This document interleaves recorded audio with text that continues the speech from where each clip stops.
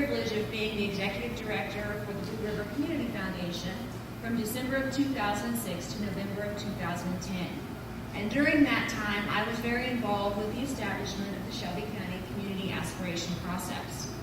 My job today is to give you a little bit of background about how we got to where we are today, and also to give you a brief overview of how our community was first introduced to this process through speaker and facilitator Jay Conner, who's with us today. He's the CEO and President of the Collaboratory for Community Support.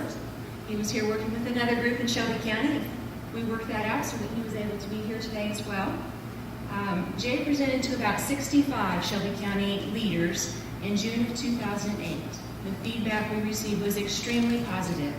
So several more workshops were held, and we started down the road of helping Shelby County develop its community-wide aspiration.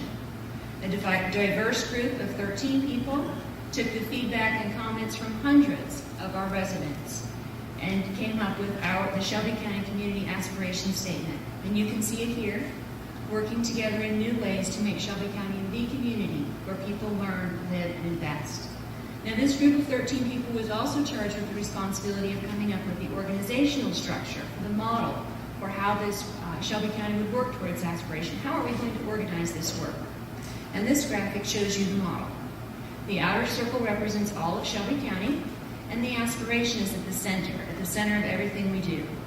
You can see there is a steering committee at the bottom oval, and the steering committee supports and helps to coordinate the work of the action teams.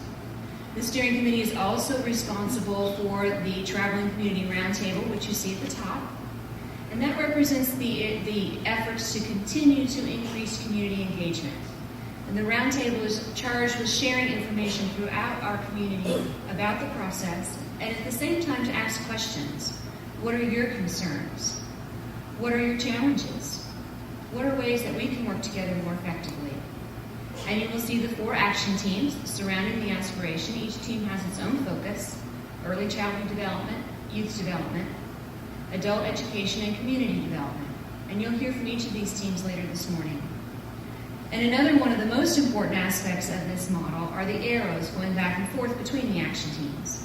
These arrows show the interrelatedness of the work of each of these teams, and also represents the importance of communication between and among all these different groups. That's vital to the success of the process. And all 4 of the action teams in the steering committee have been meeting roughly monthly since January of 2009.